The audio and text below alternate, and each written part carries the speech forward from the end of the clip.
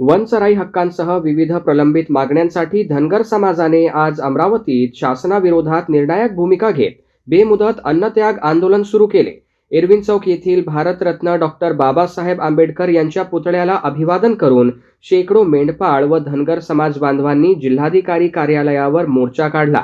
यावेळी शासनाविरोधात जोरदार घोषणाबाजी करण्यात आली। डॉक्टर अर्जुन नामदेवराव महानर यांच्या नेतृत्वाखाली सुरू झालेल्या या आंदोलनात ते स्वतः उपोषणाला बसले आहेत। वनचराई क्षेत्र मोकळे करणे, वन विभागाकडून दाखल करण्यात आलेले गुन्हे व दंड प्रकरणांचा पुनर्विचार, चराई मार्ग व पिण्याच्या पाण्याची व्यवस्था, पशुसंवर्धन विभागामार्फत मोफत आरोग्य सेवा, मेंढपाळ समाजासाठी स्वतंत्र कल्याणकारी योजना, स्वतंत्र आरक्षण, मेंढपाळ विकास महामंडळाची स्थापना आणि मेंढ्यांच्या मृत्यूवर नुकसान भरपाई अशा 9 प्रमुख मागण्या आंदोलनकर्त्यांनी शासनासमोर ठेवल्या आहेत। दरम्यान बोलताना डॉक्टर अर्जुन नामदेवराव महानर यांनी शासनाच्या धोरणांवर तीव्र नाराजी व्यक्त केली। आमची सर्वात महत्त्वाची मागणी वनचराई क्षेत्राची आहे। आम्ही पिढ्यानपिढ्या पारंपरिक पद्धतीने जंगलात मेंढ्या चारत आलो आहोत, मात्र आता काही नवीन अधिकारी या भागात तुम्हाला अधिकार नाहीत असे सांगून आम्हाला अडवतात। आमच्याकडे शेती नाही, दुसरा कोणताही व्यवसाय नाही, मेंढ्यांवरच आमचा संसार आणि उदरनिर्वाह अवलंबून आहे। एका बाजूला शासन बेरोजगारीची चर्चा करते, तर दुसऱ्या बाजूला आम्ही स्वतः निर्माण केलेल्या रोजगारावरच घाला घालत आहे। हा आमच्या पोटावरचा घाव असून हा अन्याय आम्ही सहन करणार नाही असे त्यांनी सांगितले।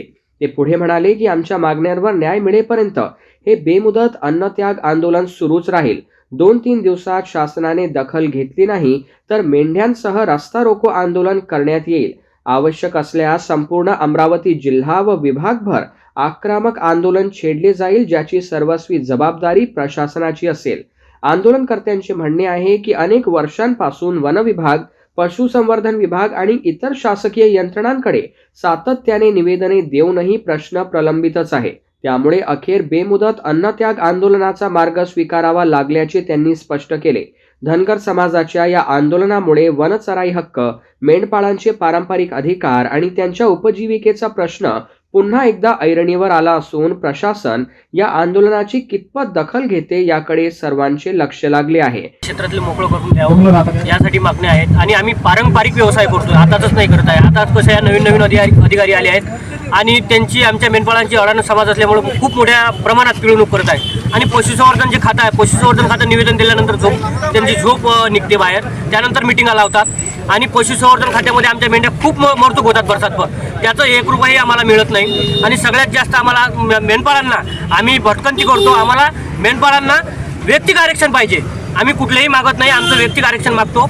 आणि आम्ही आज एवढ्या मोठ्या लोकसंख्येने आलो आहे, उद्या याच्यापेक्षा जास्त लोकसंख्येने शासनाने जर 2-3 दिवसात दखल घेतली नाही तर मी पूर्ण राज्यभर पूर्ण मेंढ्याने रस्ता रोको करेल आणि शासनाला भाग पडेल।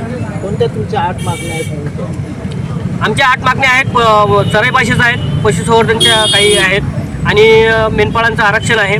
आणि तसंच आमचं जे शासकीय लोकांना म्हणजे शिक्षण पाहिजे मुलांना, ते शिक्षण व्यवस्थित भेटत नाही, अशा आमच्या यासह 9 मागण्या आहेत।